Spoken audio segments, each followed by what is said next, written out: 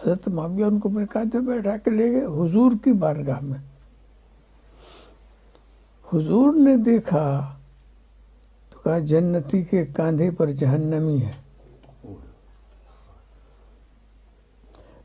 تو حضرت معاویہ کو تو جنتی کہہ دیا اور یزید کو جہنمی کہہ دیا. بس اب آپ کے لیے کافی نعرہ لگانے کے لیے. اور آج تک لکھتا چلا آ رہا ہے وہ. اور اس میں اب اس واقعے کو ہم غلط کیسے کہتے ہیں؟ تو غلط اس لیے کہیں گے کہ تاریخی حیثیت سے بالکل غلط بات ہے. حضور کے زمانے میں یزید پیدا ہی نہیں ہوا تھا. یہ تو کاندھے پہ بیٹھ کے کب گیا؟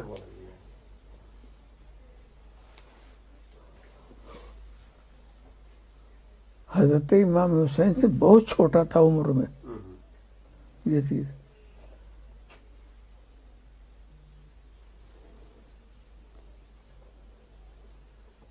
اور خود پتہ نہیں کیسے لکھ دیا. یہ تاریخ کا معاملہ. تو آپ کسی چیز کو غلط کہیں تو اس کے پیچھے کچھ مضبوطی ہونی چاہیے. صرف آپ کا دماغ نہیں. یہ تاریخی حیثیت سے باطل ہے.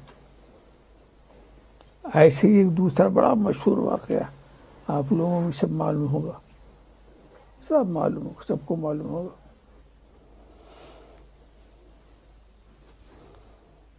کہ حضرت امام حسن کو زہر کس نے دیا؟ اب کسی سے پوچھا، کتابوں میں لکھا حضرت امام حسن کو زہر کس نے دیا. تمام کتابوں میں مشہور ہے کہ ان کی بیوی نے دیا. بیوی کا نام بھی بتا دیا، جعدہ بنت اشعث، نام بھی بتا دیا انہوں نے. اور پھر پوری کہانی کہ اس نے کس سے سازش کی اور کس نے لا کے اس کو زہر دیا اور کیا کیا، بہر پورا نقشہ بتا دیا. اور ہمارے واعظین حضرات جو ہیں اس کو لے اڑے.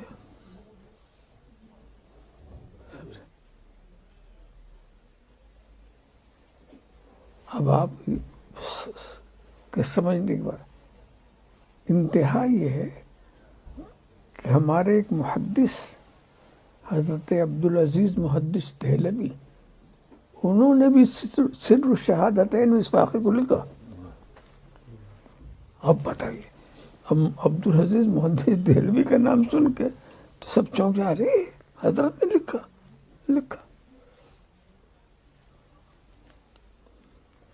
مگر یہ بات بالکل غلط ہے. یہ کسی دشمن اہل بیت نے اڑائی ہے تاکہ وہ بتا دے کہ اہل بیت کے گھرانے کا کردار، کیریکٹر اچھا نہیں تھا، بیوی شوہر کے وفادار نہیں تھی، تبھی تو زہر دیا. اتنا زبردست تبرہ، اور پھر مورخین کا اس کو اپنا لینا، کتنے تعجب کی بات ہے، کتنے حیرت کی بات ہے. اور پھر اسی میں کچھ واقعات انہی تاریخی کتابوں میں ایسے کہ جب حضرت امام حسین نے پوچھا بھائی سے، وہ تو قریب تھے نا، اور تحقیق وہ زیادہ جلدی کرنا، وہ جتنا قریب سے جانتے ہیں. پوچھا بھائی سے کہ آپ کو زہر کس نے دیا؟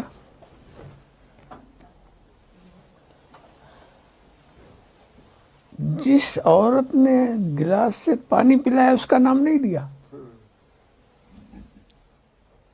ارے گھڑا تو ان کے کمرے میں تھا نا، نکالنے والا ان کی نظر کے سامنے ہے، ان کا نام نہیں لیا. کہا کیا کہ جس کی طرف میرا خیال ہے اگر وہی ہے تو خدا اس کا بدلہ دے گا، ویسے میں کسی بے گناہ کا نام کیسے لے لوں؟ گنہگار کا پتہ امام حسن کو نہیں، یہ مورخ صاحب کو کہاں سے ہو گیا؟ چاہتے کہ صدر عدل مساوات، غصے میں وہ لوگ یہ نہ سمجھے کہ عقل کے خلاف بات کریں گے. اس بات کو دوسرے انداز سے بھی کہا جا سکتا تھا، اس میں یہ ساری خرابیاں لازم نہیں آتی تھیں، مگر انہوں نے اس طرح سے بیان کیا. تو یہ بات بہت غلط ہے کہ اہل بیت رسول میں داخل ہو چکی تھی اور ان پر یہ ایسا الزام، قتل کا الزام، جس سے بڑا کوئی الزام نہیں، وہ آپ بڑے اطمینان سے دے رہے ہیں.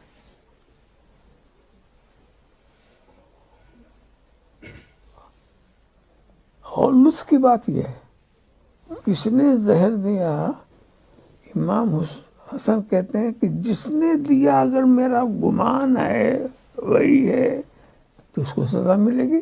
یعنی امام حسن ڈاؤٹ میں، خود وہ فیصلہ نہیں کر سکے.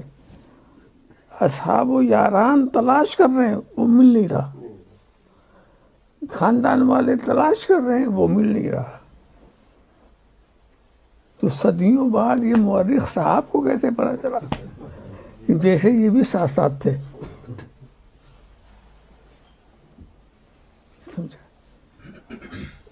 کسی واقعے کا پتہ لگانا واقعے کے زمانے میں آسان ہے. آج کوئی حادثہ ہو آپ اس کا پتہ لگائیں تو آسان ہے، مگر ایک صدی کے بعد اس کا پتہ لگائیں یہ بالکل ناممکن چیز ہے کہ آپ کو صحیح بات معلوم ہو سکے. واقعے کے زمانے میں پتہ لگایا جا سکتا ہے، یہ بالکل عقل کے خلاف بات ہے. تو یہ خیال آتا ہے کہ کوئی دشمن اہل بیت کے کردار کو مجروح کرنے کے لیے اس نے یہ گوشہ نکالا. اچھا یہ بھی صحیح ہے، مان بھی لے جائے گا بیوی نے گھڑے سے پانی نکالا، آپ نے ہاتھ سے پلایا، یہ تو آپ دیکھ رہے ہیں، مان لیا. کیا یہ نہیں ہو سکتا کہ جس گھڑے سے پانی انہوں نے پلایا ہے اس گھڑے میں زہر کسی اور نے ڈالا؟ موٹی سی بات ہے، اس پلانے والے کو بھی پتا نہیں. سمجھا؟ یہ سارے امکانات موجود تھے، پھر کیسے آپ نے فیصلہ کر دیا؟ تو یہ بالکل غلط روایت چلی آ رہی ہے. اور میں نے سمجھا کہ مورخین تو حال عجیب ہے، وہ تاریخ لکھتے ہیں تحقیق نہیں کرتے. یہ تو محدثین کی شان ہے، یہ حدیث کی روایت کرتے ہیں تحقیق، یہ ساری چیزیں محدثین کرتے ہیں. مورخین کو، مورخ کا کیا کام؟ جو سنا لکھ دیا، جو سنا لکھ دیا، چاہے صحیح ہو غلط. سارا فتنہ تو مورخین نے پھیلایا، یہ سارے بد مذہب مورخین کی وجہ سے ہوئے. مورخین ہی نے اتنے مذہب ایجاد کر لا دیے. میں آپ کو بتاؤں تاریخ اور حدیث کا فرق. امام بخاری مورخ بھی ہیں، محدث بھی ہیں. تاریخ بخاری بھی ہے اور ایک صحیح بخاری بھی ہے. صحیح بخاری کا جو مقام ہے علماء کے نزدیک تاریخ بخاری کا نہیں، اس لیے کہ جب وہ مورخ ہوتے ہیں تو تحقیق نہیں کرتے. جب تحقیق نہیں کرتے تو اس کا کیا اعتبار؟ اور جب محدث ہوتے ہیں تو تحقیق کرتے ہیں. سبحان اللہ. ایسی تحقیق امام بخاری نے کی، اس کی نظیر نہیں. کیا احتیاط، حدیث لکھنے سے پہلے کتنا اہتمام. تاریخ لکھنے میں کوئی آپ کہانیاں سناتے رہتے ہیں، آج یہ ہو گیا، آج وہ ہو گیا، اس کی کوئی تحقیق کرتا ہے؟ تو تاریخ بخاری کا وہ مقام نہیں ہے جو صحیح بخاری کا. تو تاریخ کے ذریعے اپنا مذہب نہیں بنایا جائے گا. تاریخ کسی بھی مذہب کی بنیاد نہیں بن سکتی. تاریخ نے تو گمراہیاں پھیلائی ہیں.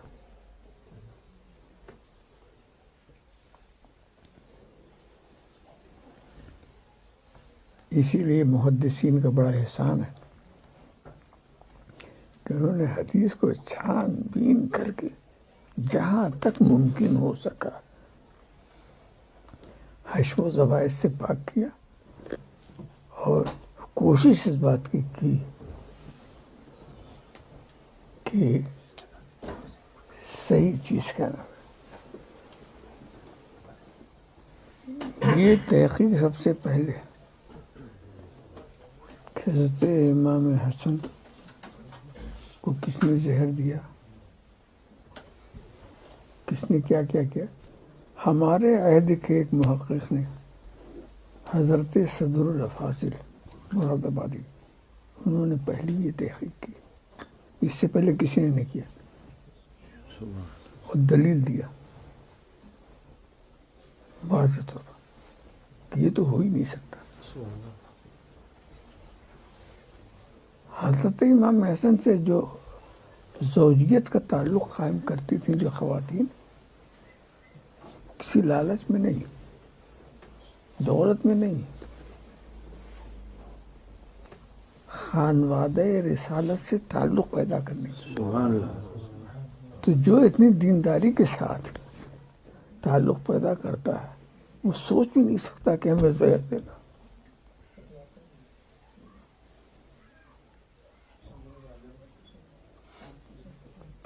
تو یہ جھوٹے کہانی بنانے والے لوگ اور جھوٹی باتیں کرتے رہے.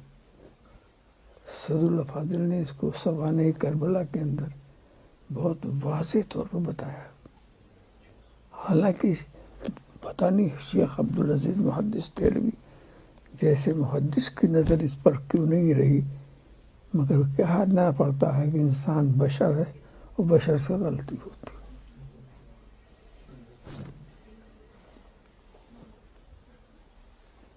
ہمیشہ ایک معیار بنا لیجئے، کوئی بات کسی بزرگ کے تعلق سے کسی سنیے، فوراً نہ ہاں کہیے نہ نہیں کہیے، پہلے غور کیجیے کیا یہ عقلاً ہو سکتا ہے کہ انہوں نے ایسا کہا ہو یا کیا ہو. کیا یہ شرعاً کوئی اس میں کوئی استحالہ تو نہیں ہے، کیا اس میں کوئی تاریخی قباحت تو نہیں ہے. جب نہیں ہے تب آپ یہ حکم دے دیتے ہیں تم ماننا چاہو تو مان لو. پہلے یہ سب طے ہو جائے، پہلے تمہارے ایمان کو کوئی خطرہ نہیں ہوگا اگر مان لو گے. اس ٹائپ کی کہانیاں جو ہے لوگ جو قصہ کو لوگ بیان کرتے ہیں اور لوگ اس سے تفریح اٹھاتے ہیں.